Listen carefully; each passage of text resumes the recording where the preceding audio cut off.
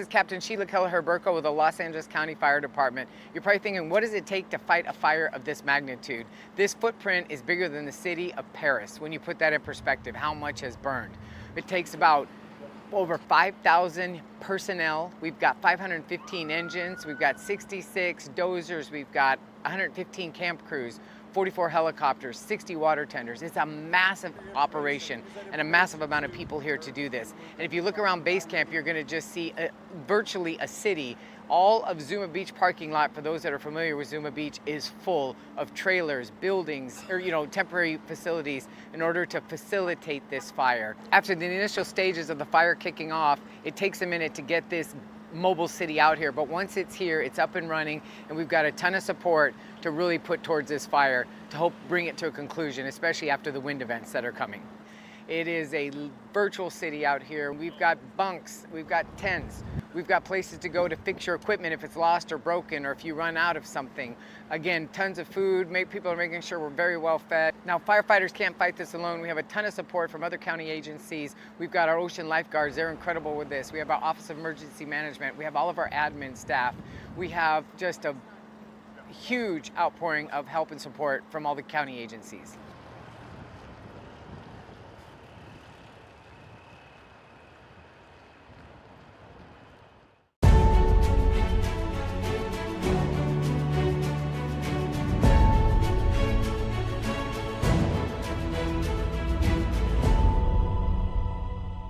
I'm Mark Pastrella, Director of Los Angeles County Public Works, with a message for residents affected by the devastating fires across Los Angeles County. For those of you who are still evacuated, I am so sorry for your loss and for your trouble during these times. It must be difficult to be displaced from your homes, and our hearts are with you during this challenging time. Rebuilding after a wildfire takes time, careful planning, and collaboration. My message to you from the state and local agencies involved in the recovery process is, you are not alone. I know you're eager to return to your homes and neighborhoods. We ask for your patience as affected roads and utilities are assessed and the safety of homes and other structures is determined. Once that work has been done, property owners will be allowed to return. I strongly urge you not to attempt to remove hazardous fire debris yourself. Post-fire debris can contain toxic materials, including asbestos, lead, mercury, and other chemicals that are released when structures burn. These materials pose serious health risk if handled improperly or inhaled. So take extra precautions and make sure you use the proper protective equipment, including goggles, gloves, and a mask, specifically an N95 mask. The next stage is the removal of fire debris, which is a multi-step process. The first step is hazardous materials assessment.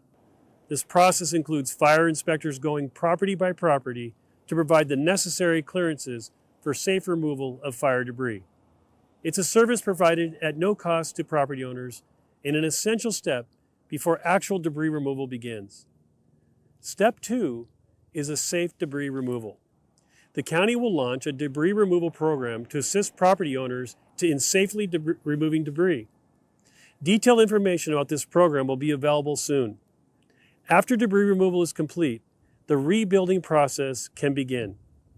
LA County is dedicated to streamlining permitting and building processes to help you rebuild your homes and communities. I know this process can feel overwhelming, but together we will rebuild stronger and safer communities in LA County. Visit recovery.lacounty.gov for ongoing updates and guidance.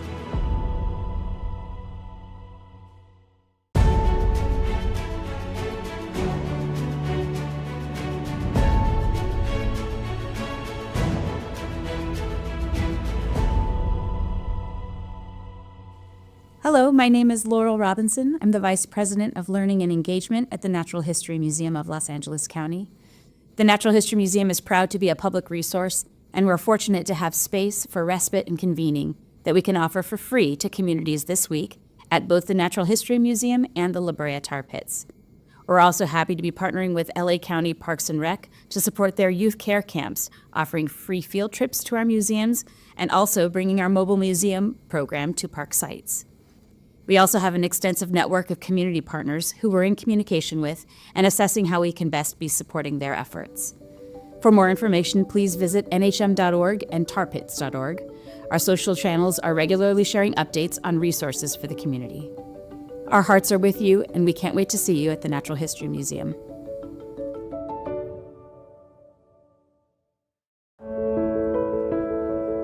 So today what we have is a local assistance center, but even more importantly, it's a disaster recovery center that FEMA has brought resources to assist victims from disasters.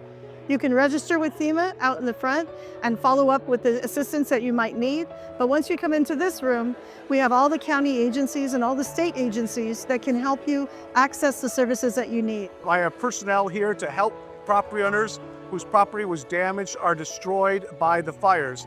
Under California law, if your property was damaged or destroyed, you're entitled to property tax relief. When you come in and you talk to each of our agencies, you find out that there's the ways that we can help you. Can't make the whole picture whole, but we can at least put puzzle pieces together, and so you're on the pathway to recovery. My family, we lost our home in the fire. It's been very devastating. Here at Pasadena City College, they have a lot of great resources, more of a one-stop shop. In the long term, we also want to make sure that we meet the needs of residents who are displaced or who might need a little bit more special service that the county government or the state government and the federal government can't really provide. So it becomes a more intimate relationship with the nonprofits and people who have lost as they try to get back on their feet and try to get back to a normal way of life. One of the things I particularly want to emphasize right now is that scammers and profiteers are already at work. Do not pay for anything, for any government service. There's nothing that these people can do to help you with your application more than you can get directly from us. When you're ready, we're here to provide the resources that you need to start your pathway to recovery. Thank you, county officials, for doing that.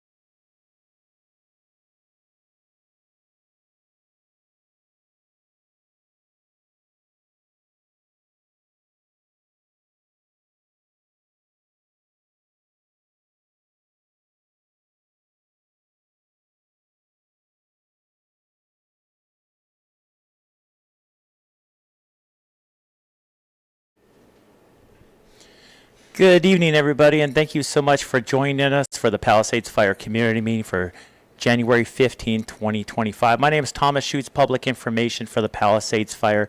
Some quick figures on this fire: 23,713 acres. This fire, as of this evening, is now 21% contained, and we still have over 5,000 firefighting personnel assigned to this incident. 5,032 personnel, to be exact. We appreciate you joining this meeting, and tomorrow we're going to have the virtual option as well, but we also have an in-person option. So we'll be giving that address later. We have it posted up on our website at fire.ca.gov. Go to the Palisades Fire Incident, and then we'll be reading it shortly. First off, we're going to kick off to our operations section with a fire operations briefing.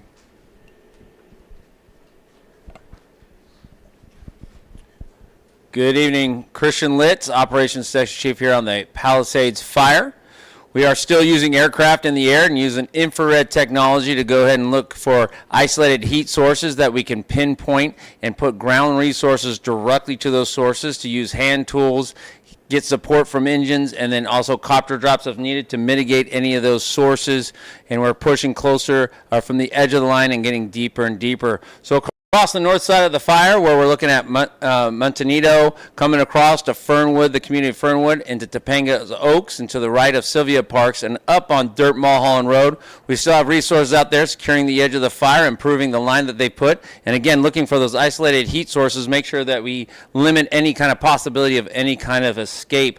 Coming down in Mandeville Canyon, around the Horn, from West Ridge, Riviera, overall to Pacific Palisades, to Mescal Canyon, coming down to Topanga, Las Flores, and the Malibu area over there. We have resources all along those resources, all along the fire's edge. Again, securing it, improving that fire's edge, mopping up, which is the act of finding those heat sources and making sure they're out nice and cool, no threat to the line, and getting in those structures all along that area to make sure there's no effects to the fire or to the structures that are adverse and that we do not want. Along the Pacific Coast, we are doing infrastructure repair. They're getting in there. They're repairing the poles. Road department's getting in there, doing anything they have to do to try to make the area safe. We can't let anybody back into their homes until the area is safe, so we're doing that as soon as possible. That is a very high priority for the team. We also have USAR personnel in the area. They're doing their gridded search, just as making sure that seeing what they can do and what they can find in the area, utilizing all the resources that they have to make the search faster and faster as soon as we get that done. Again, looking to get people back in their homes and serve the public. And then around the left side of the map that you see over here, where better than Franklin, we still have it black, but we do have resources in the area and looking for anything that we might have to mitigate. All around the fire, we do have the contingency line, and what that is, when I say contingency, it's just an extra fuel break that we use dozers and hand crews to put around. So if this fire does happen to escape, which I think is a very, very low probability at this point, but we always plan to keep it small, like I say, prepare for anything different. But those lines will also help us control if there's a new start. So talking about new starts, we have 3 structured defense groups in the area. They're going all around the neighborhoods that I've mentioned. They're making sure that they have good defensible space and a good plan to use if we do have any kind of fire or new start. And then I'm going to jump the gun here and talk about Tarzana, Woodland Hills, Encino, Bel Air, the Brentwood area. We always get a lot of questions. Are we threatened, or is there any threat to our neighborhoods? Right now, like I said, there's a very low probability that there's going to be any kind of escape of this fire, but we still have some winds. And then tomorrow, with the wind changing direction, we're always going to make sure nothing happens. So very low threat, but we're always prepared and ready to react and do what we have to do to keep you safe. Thank you.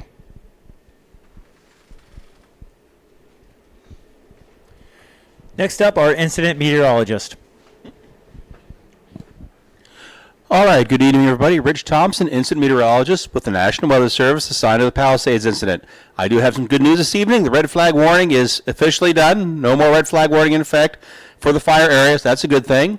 So the next couple of days, basically tomorrow through the weekend, we're going to see kind of a return to more typical conditions this time of year for the Santa Monica and Malibu area. So we have that kind of onshore sea breeze, wind in the afternoon. Going to bring some cooler temperatures, definitely higher humidity, and so forth. So all very good things for the firefighting efforts out there, with increasing moisture, cooler temperatures, and just more typical winds. So hopefully that'll be a nice benefit over the next couple of days. However, as much as I bring good news, I do bring bad news. Beginning Sunday night and continuing through most of next week, we're going to go back to another round of Santa Ana winds.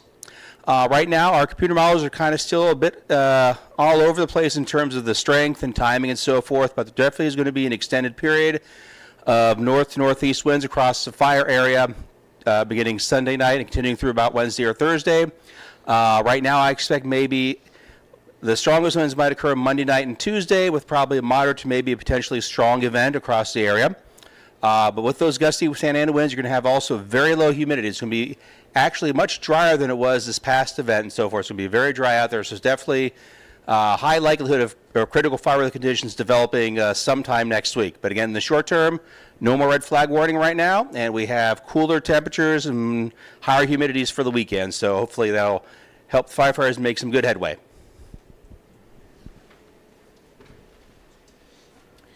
A quick reminder on the format for this event. Feel free to ask questions in the chat. We're going to do our best to collect as many as possible, divvy them out to the appropriate answer, and we'll come up here and answer the questions. So if you have any questions along the way, just put them in the chat feed, and we'll do our best to answer them. Next up, Los Angeles County Fire Department.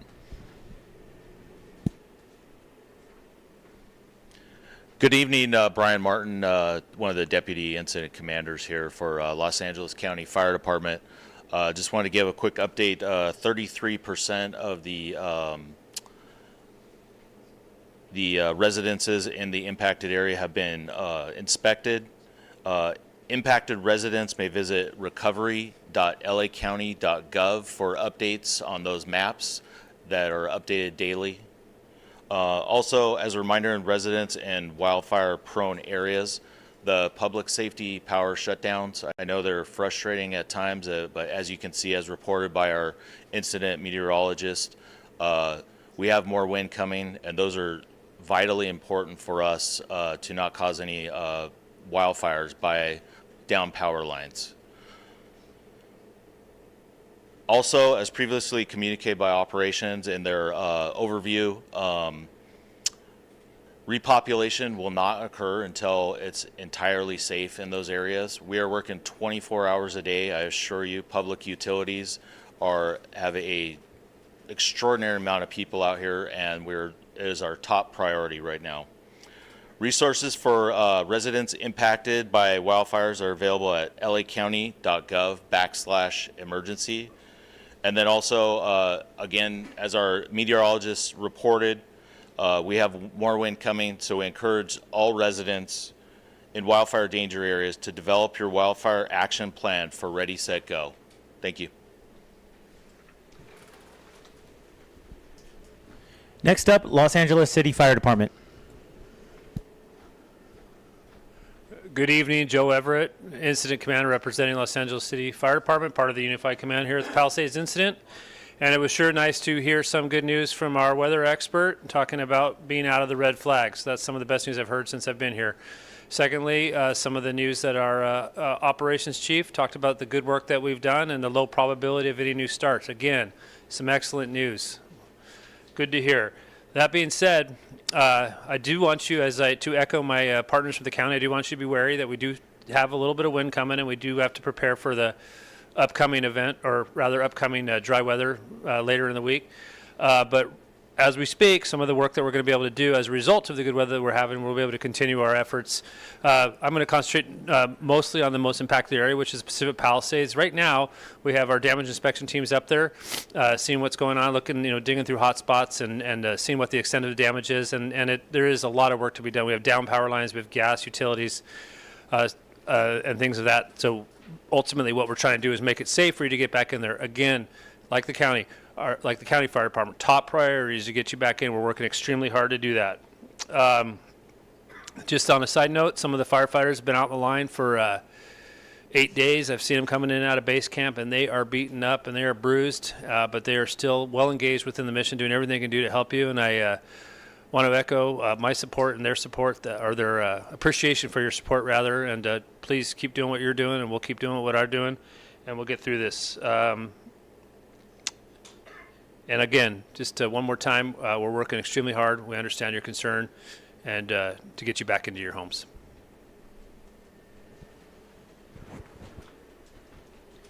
Next up, Los Angeles Police Department.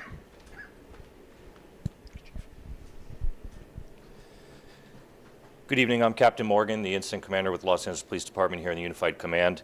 I want to start by again thanking our partners in the Unified Command and all of our supporting agencies. Regarding our deployment, starting today, our nonprofit partners from Team Rubicon were deployed on 8 checkpoints throughout the affected area. They are going to be assisting us, as indicated in the messaging, and answering the questions that we're receiving from the public at those checkpoints. They are readily identifiable with apparel that identifies them as such, Team Rubicon. LAPD continues to maintain a consistent 24/7 deployment in the affected areas.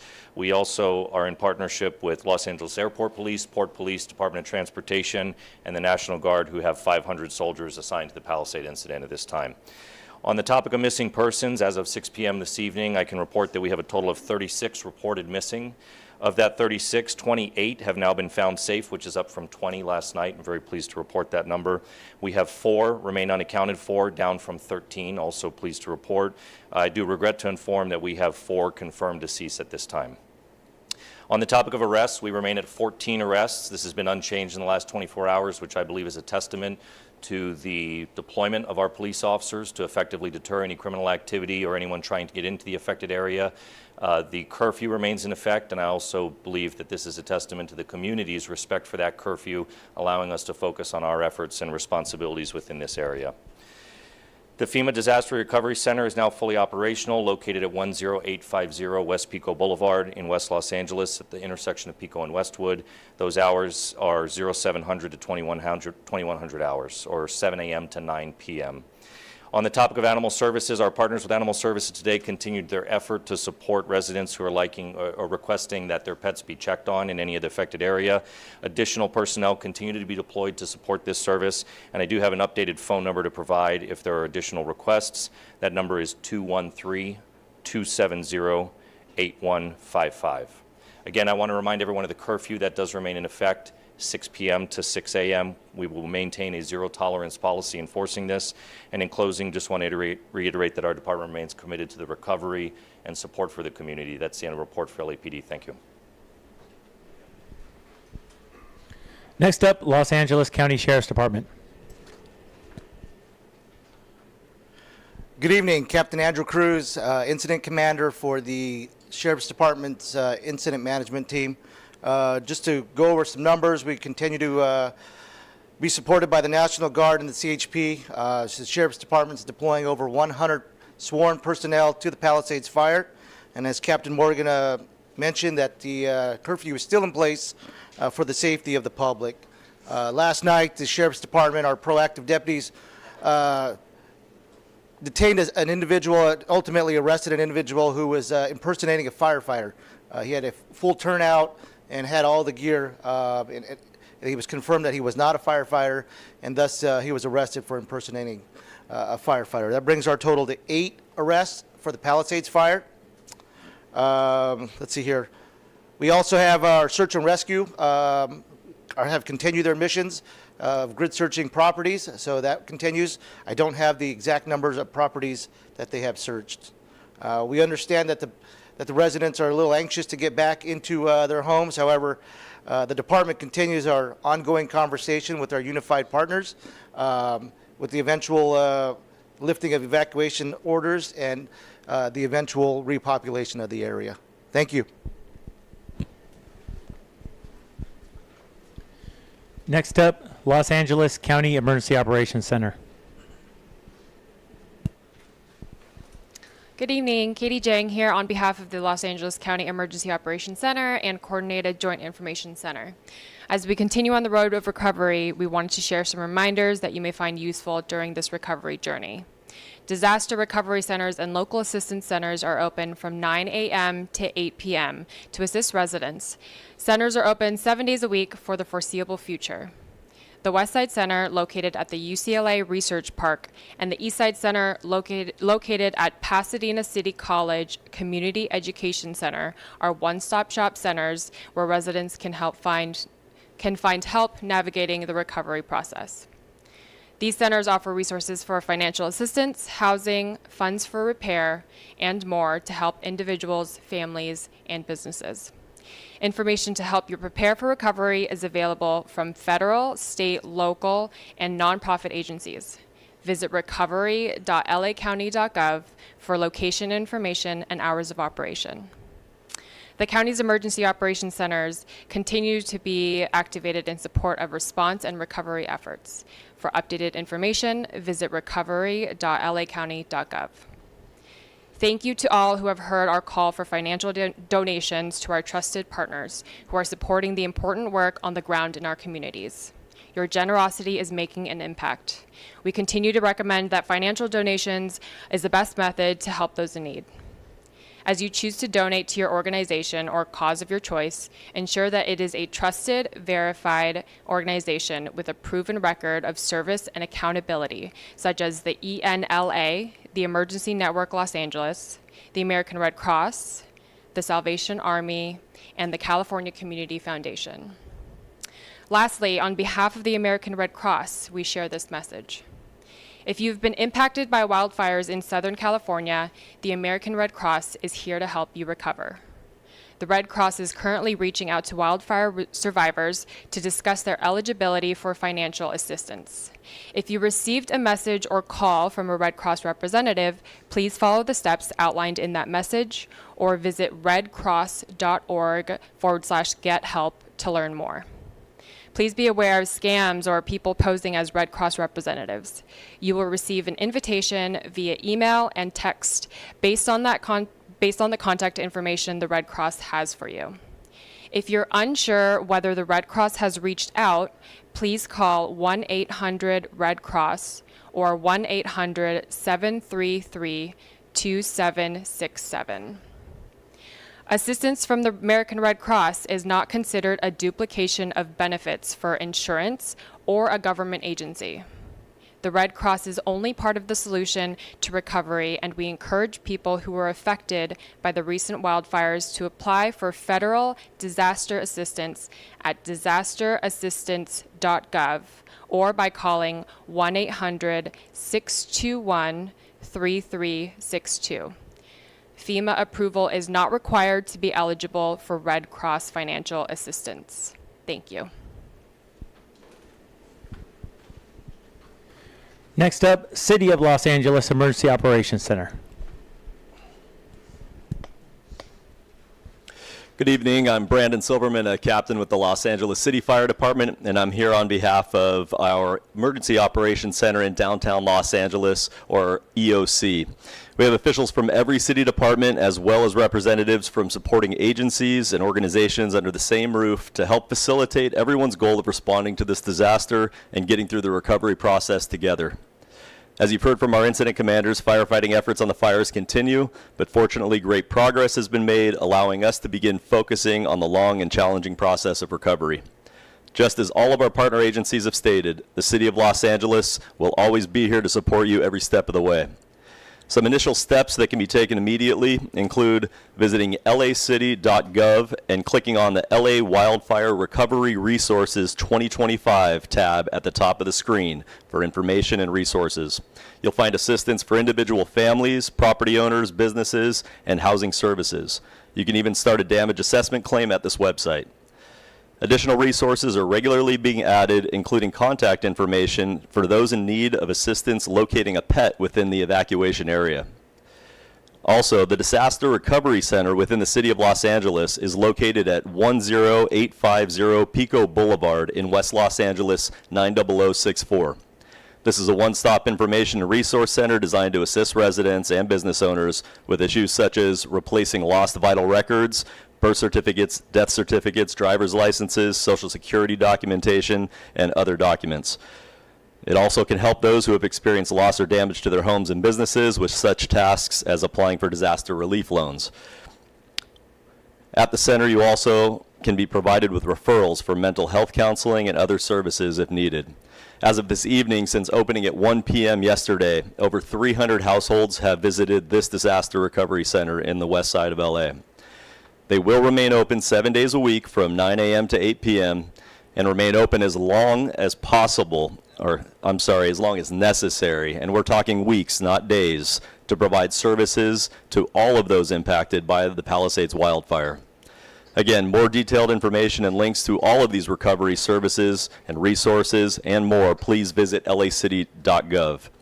We realize that much of the information being provided by various county and city agencies and websites may be redundant, but that is by design. Our common goal is to ensure everyone who needs information or assistance can access it as easily as possible. Thank you.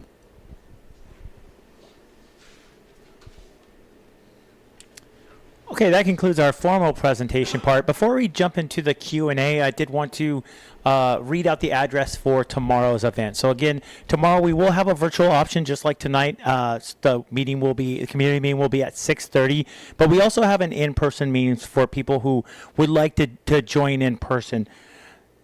The location is the Sinai Temple. The address is 10400 Wilshire Boulevard in Los Angeles. And we'll put it in the chat as well. It's also available on our website for the Palisades, fire.ca.gov. Again, the address is 10400 Wilshire Boulevard, Los Angeles, California, and that's going to be at 6:30. We'll kick it off to our operations section with some answers to your questions.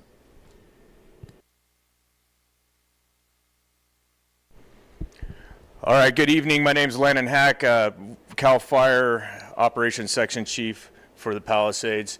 So I'm going to kind of blend some questions together here. A lot of questions about containment and time frames, okay? So we don't have specific time frames for specific areas of location. It just depends on the work that is done and what they're able to get done out there. Up over towards Montanito over here, that area there, lots of progress being done. We really hope that that's going to be sometime in the near future. Again, we don't have specific times for it. It just depends on what the crews are able to accomplish on a day-by-day basis. Same with over in the Mandeville Canyon area, down all that side. We work our containment from the outside perimeter of the fire, and we start working inward, eliminating the heat sources. Just because there's no active flame visible, that doesn't mean that there are not hot spots that are close to the edge of the fire within a few hundred feet.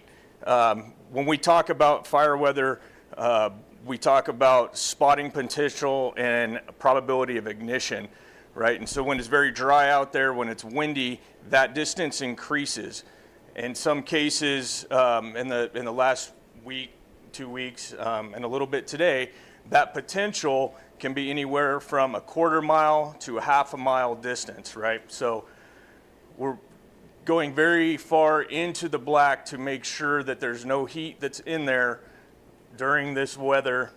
They can get out across that line and reignite the vegetation in there. And once we're confident about that, that's when that containment, you see represented as black line on the map, starts to build around the map, and we call those areas contained. Good evening, and thank you.